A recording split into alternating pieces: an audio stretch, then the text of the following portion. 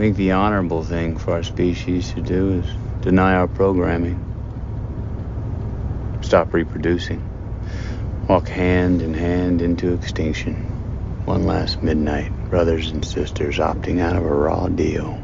Do not trust any friends or family members. I repeat, do not trust friends. Yeah. Yes, Is this the Christmas special? Yeah, this is the Christmas special, the only one that anyone's going to need to listen to during this Yuletide season. There's a couple things we're going to need to address before we get down to brass tacks. The first one, this one's not going to be funny or anything, but there's a strike at Amazon. 10,000 workers in America are currently on strike. Do something to support those people. Get their wages up. That's the fucking least you can do for the cheap prices you get over at Bezos's millionaire Dick Rocket factory. So, just keep that in mind, American listeners. Here in Canada, our Amazon workers pushed out. So, Come on. Did they? I don't know. They didn't go on strike, so I don't know. Seems to me like they pushed out. Yeah. So I don't know. Is America's cost of living up 44% in 3 years? I would imagine so. Yeah. Same as us. So it's like yeah. It's not like yeah. I don't think anybody was spared the inflationary pressures that COVID caused. COVID. Yeah. We just blame Justin because we're idiots. Oh shit. Well. Yeah. That's pretty much it. That's pretty much it. Just all the local governments are getting fucked over for something they really don't have a whole lot of control over. Because people. Yeah. Anyway, so Amazon's on strike. That's all. Just power to the people. Yeah. Good work. Fuck rich people. Yeah. Fuck. And then in more entertaining news, the new Superman trailer. How did you feel about that? It's the teaser trailer. Let's talk something important. Okay. So, there's a couple of things. He looks very generic. Superman? Yeah. Yeah. He's just like a young, square-jawed Superman-looking guy, which is cool. I mean, you got to do that, right? You got to at least do that. I don't know the actor. There's no presence at all. David Corenswet. That's great. Fine. It's funny. You should know this guy's name. Not you. I mean, us. Like this should be someone that we recognize or something. But anyway, whatever. Continue. Yeah. Why don't we recognize him? Yeah. We don't. Has he been in something I've ever seen? I have no clue. But David Corenswet or whatever is going to fucking sweep the nation. I guess. Well, he was in Pearl somehow in there, and I guess the Twisters, which I never saw. Pearl? Was he the pervert? You mean like the projectionist? Yeah, he might have been the projectionist. Yeah. Okay, so we saw him in that. Okay, I think that changes big, things. Handsome guy. There we go. What's his name? Right. Cornsweat? Yeah, I'm just gonna call him Cornsweat from now on. I don't care what his fucking name is. Yeah, Cornsweat. Yeah. I see him. Yeah. He's big, got black hair, good looking. Oh yeah, that's him. He's the projectionist. Oh, mustache fucking pervert. Yeah. Okay. So we got a mustache pervert playing Superman. Okay, yeah. And his performance in Pearl is quite good. And then he's in a bunch of shit I don't give a fuck about. Here's what I'm hearing though. Never watched. I'm hearing a lot of desperation. I'm reading a lot of desperation for people to just bend over backwards to apologize for how uninteresting this trailer and ridiculous this movie looks. There's a lot of apologies, I'm sure, for the James Gunn. But here's the thing with this whole thing is, that looked like shit. Cornsweat is in no way anything but underwhelming looking to me. I don't know that he can carry this in any kind of interesting way. You know what he reminds me of? He reminds me of Singer's Superman. Oh, I know what you're talking about. Just a dude that looks like Superman. I found a guy that looks like Superman. He cost us $30. Pinky in the ass, everyone. We're good. I don't know. I don't like it. And then that's just not to say the what I'm seeing from the action and it looks like the exact same Superman movie as a beginning Superman movie would be. We're using the Beast actor for Lex Luthor or whatever. The fucking Nicholas Hoult is as mid as a mid person could be. Yeah. I'm using the young people's lingo here. Oh yeah, okay, that's good base. Yeah, good. yeah. If you're gonna lamb no Riz. Yeah, nothing. Yeah, we're not even in the fucking we're not even in the Sigma category. Anyway, nothing. I got nothing for it, and and then Nathan Fillion with that haircut. Fuck off. How about that? Yeah, no, everything. So here's kind of the vibe I get off of it, and maybe there's no such thing as bad publicity. Like we are talking about it, but I think we were destined to talk about it anyway. That's fine, yeah. Like on a nerd podcast where we review movies and I fucking rage out about the latest superhero movie. It looks so. The Guardians of the Galaxy kind of works because everybody's a fucking bum, and the lighting, it looks. The lighting, it feels like you're in a warehouse all the time, and that works for a bunch of fucking bums. They're a bunch of losers. Yeah, and that's funny. And this Superman movie is also lit like a warehouse, and and he's just hanging around with a bunch of fucking goofy losers, and people are throwing tin cans at his head and stuff, and like you really get the sense that he's going to be a downtrodden kind of size when he gets home from work kind of guy. Yeah, and even seeing him go to the Daily Planet with like his oversized suit where he's doing his best Grant Morrison impression of All-Star Superman, and he made him look like a schlub in a big giant suit. Okay, first of all, no one dresses like that, even if they were actively trying to be an ass. And no one would feel bad for someone dressing like that. They would think this guy's got a mental handicap. What the fuck is he wearing slow. This suit His clothes for? Are too big for him. What are we looking for? What are we doing here? What do you hear? You're a grown man, just got a good job at the fucking Daily Planet. What do you dress like this for? Anyway, you're one of the few idiotic. active journalists in the world working at like the New York Times. Like, it doesn't work. It works it's fun in the comics. This is stupid. And like you say, it looks like he's going to be this like schlub in there. And not to mention the guy's like 26 years old and Lois Lane's 40. What are we doing here? It looks ridiculous. I can't even. Yeah, so not a good opening, not a good. I mean, I'm not the audience for this movie. I never was. I'm never going to be. This particular aesthetic is like doesn't interest me. Like it's kind of funny when he does Suicide Squad or to a lesser extent Guardians of the Galaxy. And that's fine, he exists to make fun of superhero conventions and to have sort of a farce.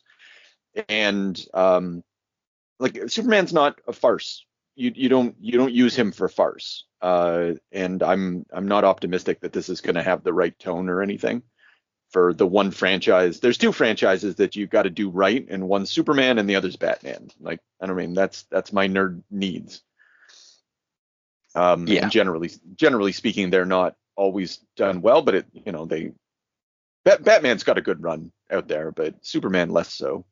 I also don't like, the extent to which it's dripping with nostalgia and trying to like visually call back to, the old Superman, like 70s Superman, which I don't really care for those movies, and nostalgia in general just doesn't interest me.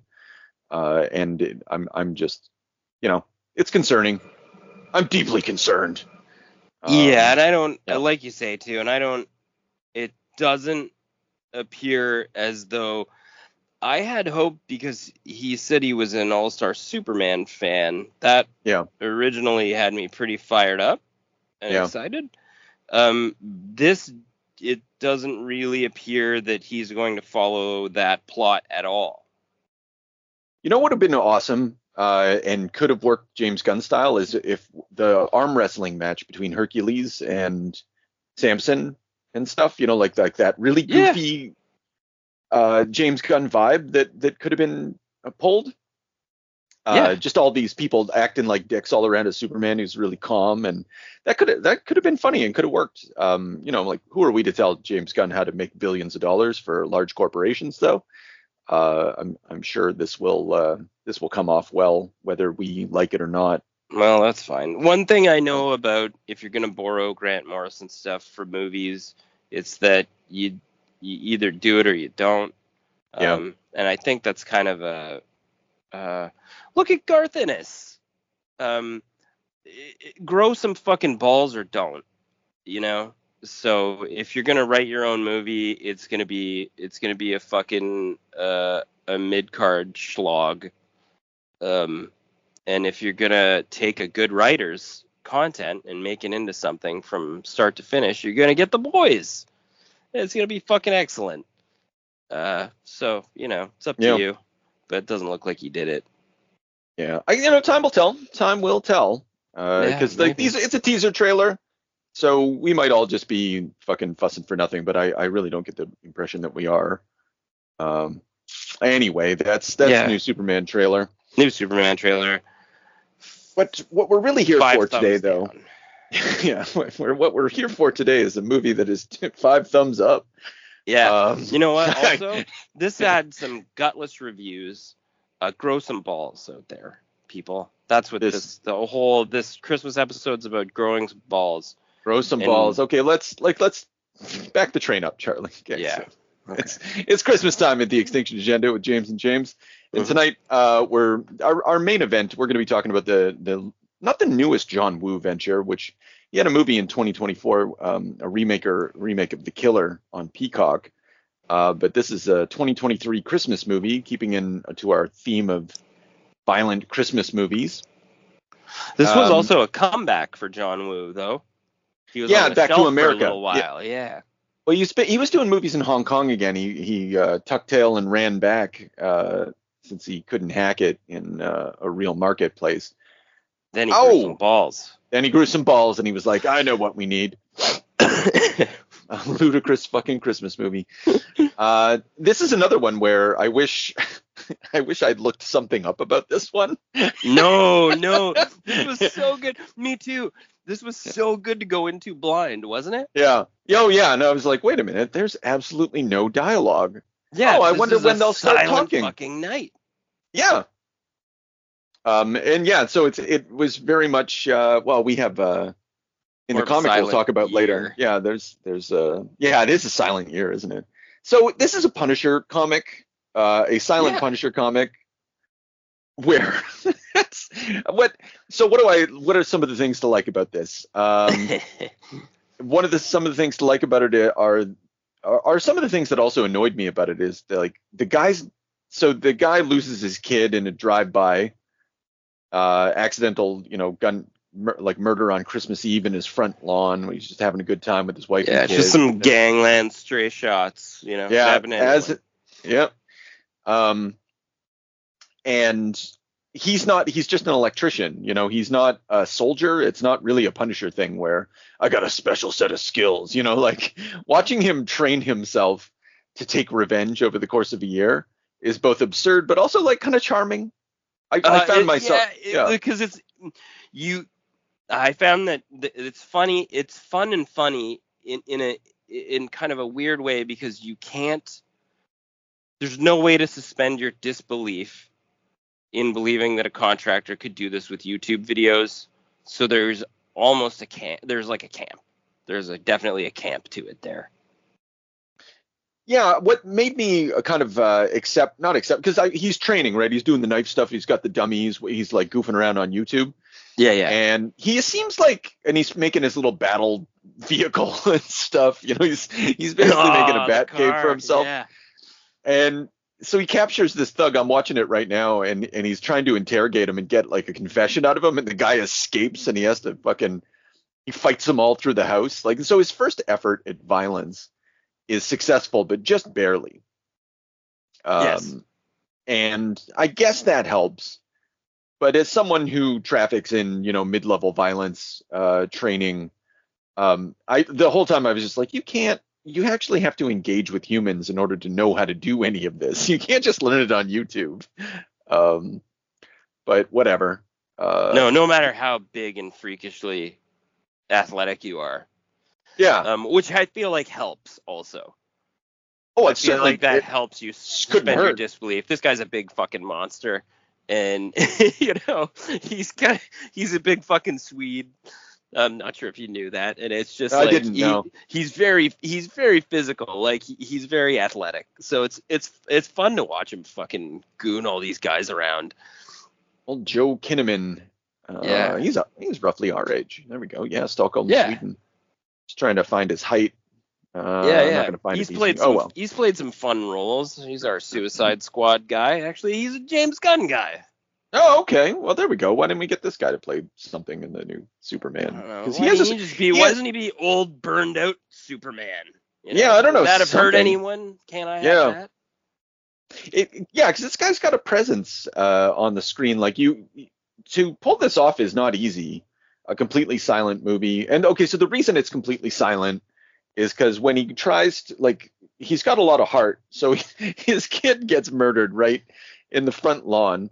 And so we smash in medias res right to him chasing the bad guys, attacking a car with a fucking, I don't know. That was like a pipe that he found. Yeah, it was like a piece of rebar or something. Yeah. Well, I hope it wasn't a curtain rod. It did a lot of damage for a curtain rod. Anyway, he gets shot in the throat, barely survives. Which is so fun. He's just hurgling. Yeah, it's just he just gets fucking butchered by whatever. He does decapitate two men with a forklift somehow. Yeah, that was pretty good. Yeah, I mean he did well. But yeah, I feel like the fun part of this movie is the beginning part of the movie because like obviously anybody that would do that has switched off.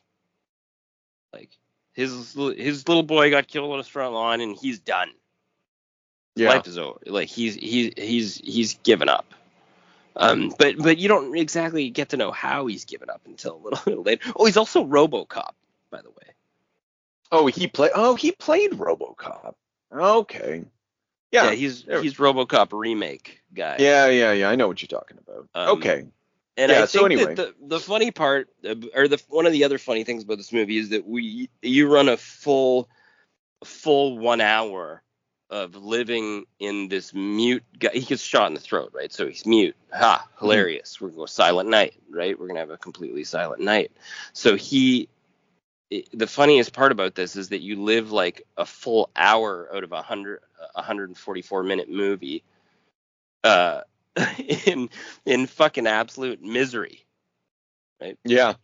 You run the 75% of the runtime is almost just like you going through the guy's motions to first he rehabilitates slightly so he can hobble around, and then when he gets home, it's about 40 minutes. It's not an hour. Not to be a pedantic. Is it not? Yeah, because the wife leaves him at 40 minutes. But he's still kind of like. He's still sort of like that. He still goes through a bit of a montage after she leaves him.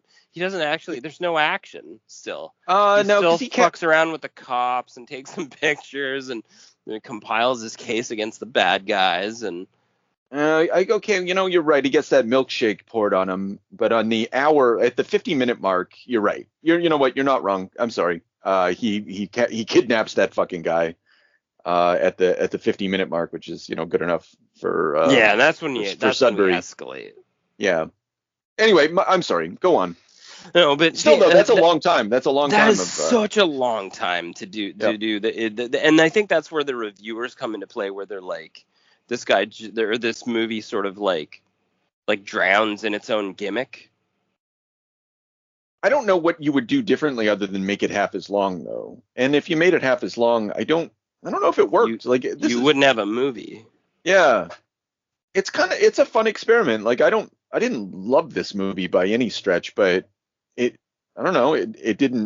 didn't bore me. No, there was a point actually. I think at the 45-minute mark before he started getting violent, I was like, am I just gonna is this gonna keep going on like this? So it did stretch my patience. I gotta be. honest with myself, but it's true. But like you say, like I don't know that I've exactly seen. You know what I mean? Like, and you can complain and say, oh, it's just like Death Wish or it's like The Punisher, but I don't actually think I've seen anything like it. Like you say, it feels like an experiment. This is a crazy choice to make for a Hollywood movie at any point in time, even if it wasn't really in theaters or anything.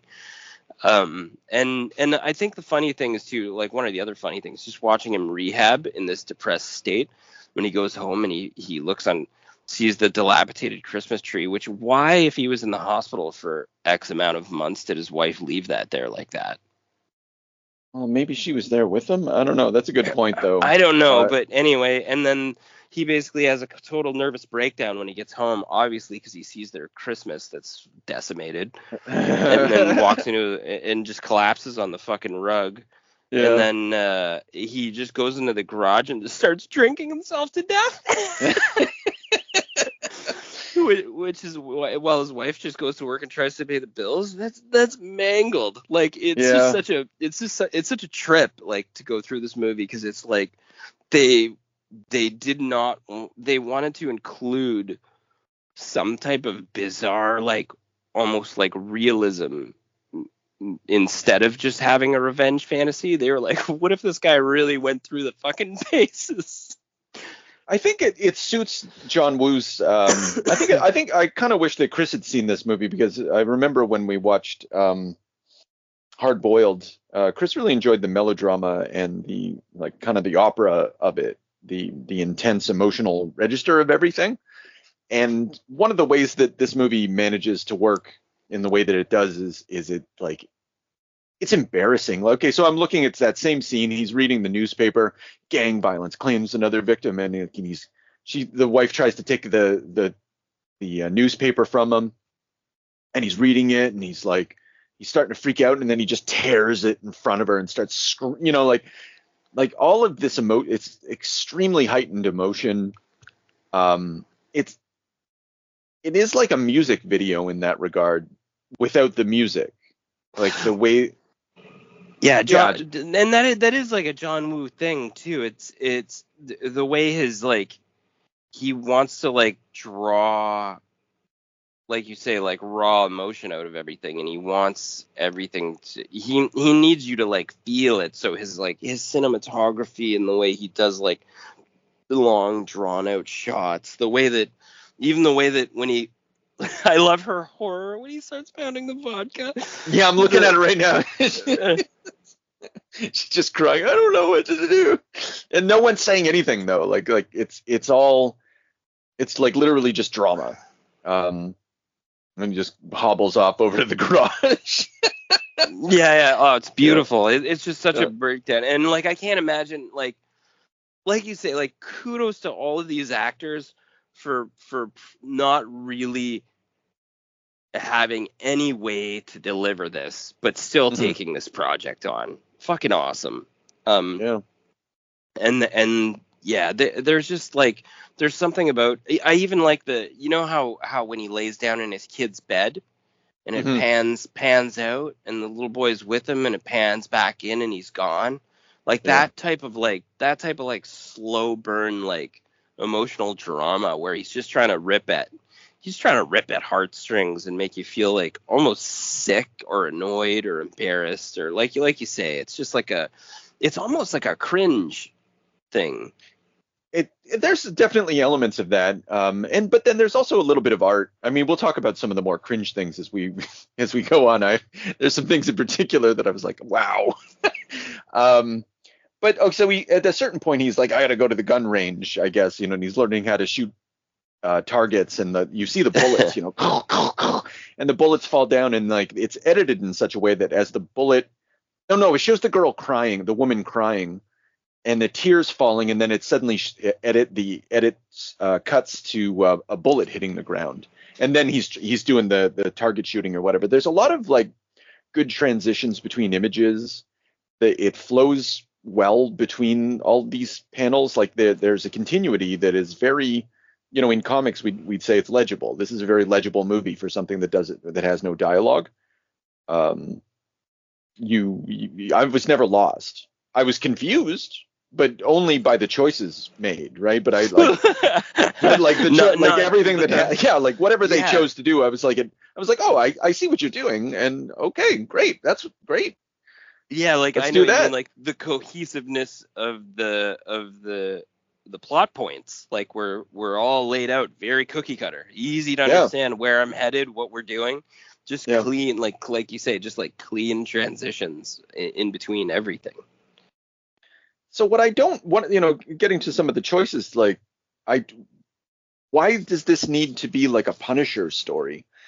Like it doesn't really need to be. So like he gets out of the so first of all, it's Mexican gangs, right? It's Latino gangs. It's very stereotypical Latino gangs that caused the death of his boy, and they're dealing drugs to children, and it's just going on everywhere, as he's driving home from the hospital. And I think what more is they're listening to the radio, and they're like, inflation is up, and the central bank's going to raise the interest rates. And there's this idea that, what makes this a Punisher story is this concept that the federal government cannot, don't tread on me, federal government, you're nothing but trouble. The borders aren't secure, like, do your job. And the only thing that can be done is for like a strong American man to go out there and deal some vigilante justice, Rambo 4 style. Rambo 5? Which one was it? Rambo 5? Yeah, exactly. Yeah. I don't like. Why is that required for this movie? It is. Yeah. Well, no, I'm just kidding. I don't know. Like, is it required? Like, you could have easily had this movie him just fucking falling apart. But the thing that breaks him, and it makes him like take off his cross. He's in the car and he's listening. Oh, inflation is up, and I just saw a girl buy drugs, and he just rips off his cross, and he's just like, I don't believe in anything anymore. And it's that sort of that bleak nihilism that motivates him. But it's masquerading as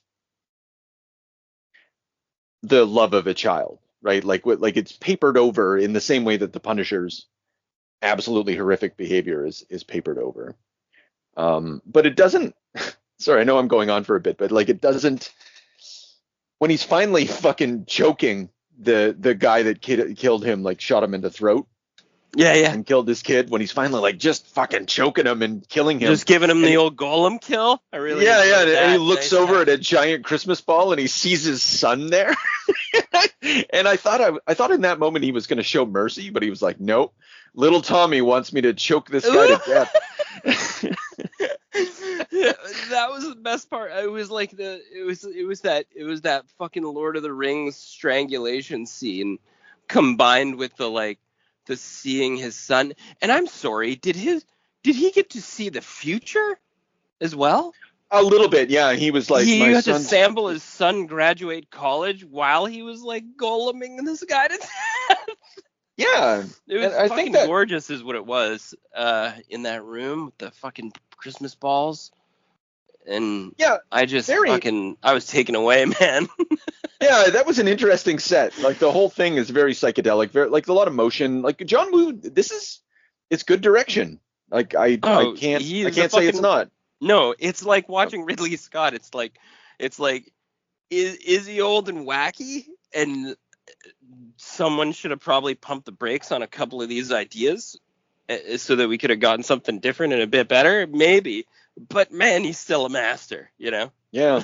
The camera's just all over the place. It's just, I think except for like the lag at the 45-minute mark, but honestly, like right after that, it starts picking up again.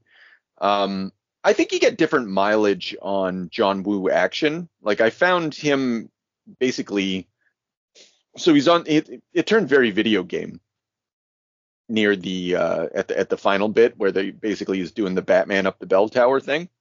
Yeah. With guns, that was a little tedious, but for someone who likes gunfights and video game type action, it was good for what that was. It just didn't particularly. That's not my bag, right? Yeah, the staircase, you mean? Yeah. Just going up the flights of stairs and shooting all those guys and stuff. Just endless supply of fucking Mexican gangs and shit. That was so. It was so well done though when he armed himself, and it did feel like it wasn't.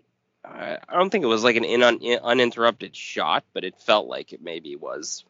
Yeah, it definitely wasn't uninterrupted. Or wait, it definitely was interrupted. There we go.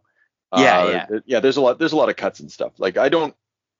But even then, I don't think it would. Well, maybe that would have been better. I'm always impressed with a long, like a lengthy shot without cuts. That shows some degree of mastery. And like at this stage, if you're going to give me a guy fighting a bunch of people in a hallway, then make it one shot, so that way I can be impressed by something.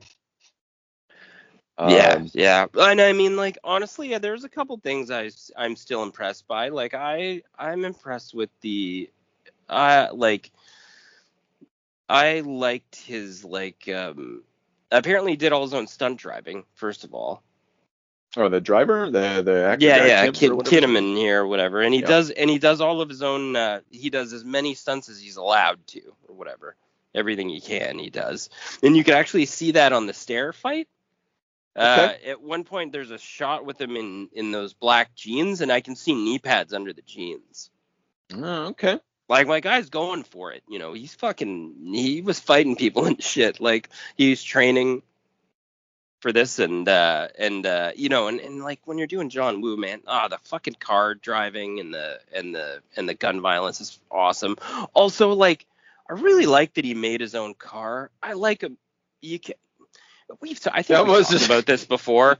How can you not like a movie with a car, like a special car? If there's a special car, like, we're in Knight Rider town, you know. I think that I would have liked a bit more special car in this one. It seemed extraneous to. There was some scenes where, like, he's using the special car, and that was good. I could have maybe done a bit more with that. There wasn't even really was there a car chase at any point? Oh yeah. No. Well, there's I like when he shoots that guy on the roof. Remember when he basically tells his hitman guy $5,000 for this guy's head, which is a pretty soft price to kill somebody. But I guess these guys kill people outside. I'm looking at it now. With and the then gold rims, right? And he drives right past them. No, just to let them know, like, fuck you. Yeah. It's kind of later on in the killing. Like, I'm seeing it now. Yeah. That scene's nice, and then that starts the car chase with the motorcycle and the SUV. Yeah. Yeah. Okay. So the special car got a little bit of movement. So, and on a practical level, where's he? Why doesn't he need a job anymore? Like, what happened? His wife was kind of taking care of that. But then she leaves him, like, and he's stressing out. She's paying the bills. Yeah. She finally leaves. But I think it's like it's almost time to kill everybody by that point. I guess so. I don't know. He spends an entire year on a sabbatical here, just building vehicles and practicing doing donuts in some sort of parking lot, or like a warehouse. It's not clear to me. It's not. It doesn't bother me that someone allowed him to do that. Even though it's not really logical from an insurance perspective. It feels like he owns a lot of stuff. Like, he'd have to be rich for this. Like, Wikipedia said he was an electrician. I don't know where that information's from. I don't know. Well, he pulled up in, like, a work truck in one of the flashback scenes. Yeah. He had, like, a tool belt. I don't know. But yeah, he could be a general contractor. I don't know why we're calling him an electrician. He might have a business, you know, and that might have been, like, one of his parking lots. Yeah. I like he did seem to build a lot of connections where he was able to buy, like, bags of guns and just, like, roam the streets. I mean, this is a rough place in Texas, wherever he is here. Yeah, the irony is this was filmed in Mexico City. What a fuck you to Mexico City. Again, I can suspend disbelief on that. I don't really care. There's no way anybody would ever do this. And definitely, it doesn't like it has a dreamlike quality. I know I go to that well all the time, but particularly in the last sequence when he's doing the stairway stuff and like the boss, the big bad guy is just dancing in that ballroom as a major gunfight takes place like outside his door, and like they're not affected by it. It doesn't even register. No. That's okay though. Yeah, I know what you mean. Like that's the I mean the whole the whole thing. I think when you're gonna go with the silent movie like that too, it's gonna be you're gonna have like a little bit of a dream kind of quality to it. Because it's gonna be almost like it's almost like a painting. Like we're all relying on John Woo, and I just feel like, man, this got such bad reviews. You read the bad reviews? I read the aggregate stuff on Wikipedia. So and so said such and such, and I feel like it's very good. Yeah, I guess so. I mean, I don't understand. I obviously I don't think it was a fantastic movie, but I think we're looking at like I think that John did a lot of extra stuff because there was no dialogue.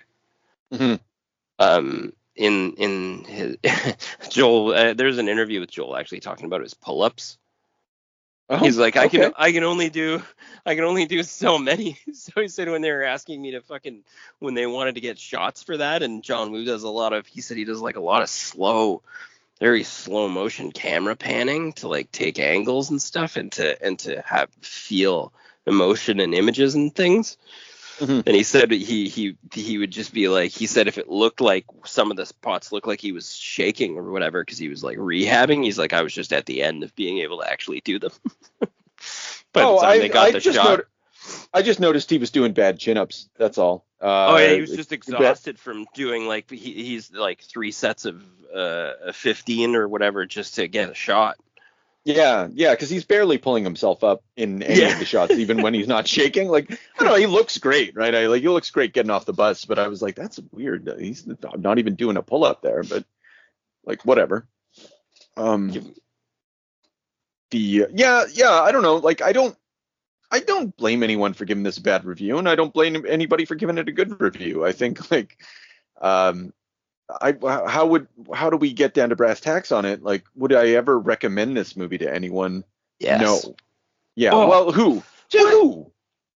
For what reason? Like, because it's not even that. Like, it's not. I didn't find it like a really fun movie. I was kind of. I was kind of bewildered by it. I'm happy to have experienced it, but I never would have touched it for any other reason. And I don't like it, and it wasn't beautiful enough or the action significant enough or the events interesting enough to really warrant me saying like this is a thing that you got to see. Yeah, I was gonna say, would you say Mel Gibson versus Walton Goggins was a much more fun and better movie?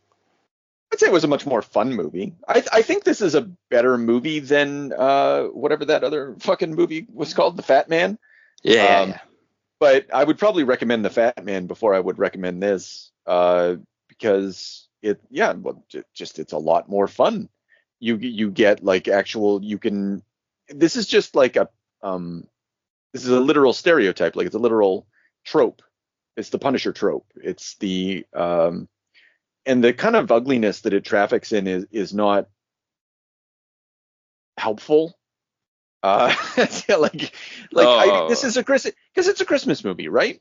It like Fat Man had all the violence and stuff, but it was still Christmas. Like this thing has nothing to do with Christmas. It's just Christians are under assault.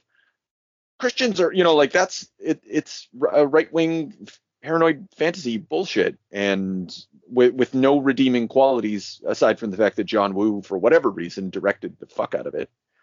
That is funny. I find it funny that a Swedish guy and John Woo would put this together, because Joel here was involved in the production as well. It's one of his first production credits. Okay. So I don't understand it either, unless you just like really wanted to like unless it's just one of those things like I often wonder about this, like, when you're making a video game and you're going to pick, like, you're going to say, oh, we're going to, depending on the time and date, you can shoot a different ethnicity of people who the West is at war with or something, right? Sure. Yeah. So I wonder that nowadays, if we're going to make a movie and have a group of villains, a group of bad guys, where can I draw from where people won't be too pissed at us?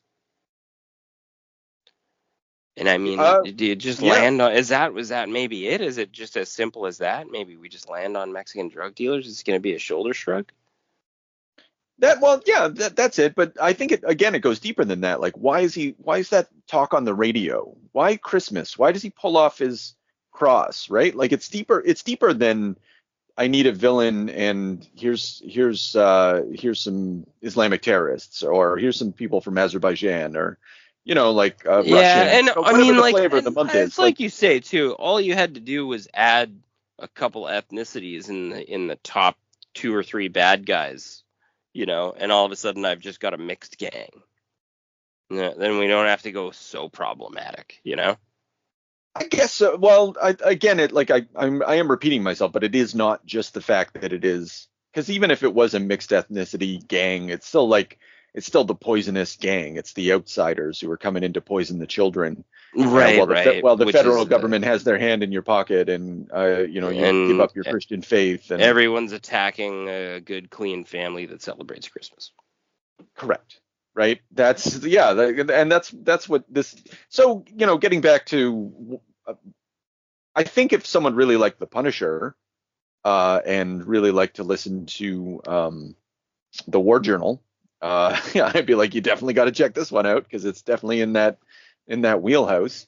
And it has its pleasures. Again, this is like that Snake Eyes comic book, Psychic Rescue in Progress, all that shit. Always enjoyable to have these sort of formalistic exercises. I just think the material was very unworthy, but maybe typical for like an old. I think it's significant that John Woo went back to China after leaving before the takeover and stuff like that. He appears to have really changed his fucking tune about freedom and all that shit. And so I just wonder if there's a conservative turn in John Woo that is being represented here. I have no way of testing that, but wouldn't surprise me. I mean, as we get older, we all get more conservative and more radical at the same time. Radical in our conservatism, just like the Silent Night. Yeah, this guy. I don't know. Yeah, I'm just looking at how his shots are just so, like, he even just watching his wife. I mean, his wife finally leaves him, and he just, before he like really fucking goes off, and he equips his loadout, Punisher style. He's got his flak jacket on. He's ready to rock and roll, and he gets that last little smile in, like watching her paint for a little portrait of their son or whatever. Just the way his shots are, like the way his shots are done, and his angle from where you can see where he's looking at it from, it's just nice. It's beautiful to look at his shots and his camera work. Because I'm watching the stairs actually, and there's I take it back, if there's cuts there, he's doing a good job of hiding them, because this seems like a continuous sequence, and maybe I didn't pay proper attention. Not the whole thing. Yeah, but maybe. Okay. Either way, I don't know. There's some stuff. If you like John Woo, you got to check this movie out. I don't know. Yeah, you know what? If you like, I'm not gonna say that, but I was gonna say, like, if you like watching gang guys get killed by the Punisher, or if you want to feel that vibe, that that murder, that Stallone Cobra vibe, yeah, like if you want to, I was gonna say, if you like watching Mexican gangsters get shot in the face, you'll love this. Yeah. Now all we need is a little energon and a lot of luck.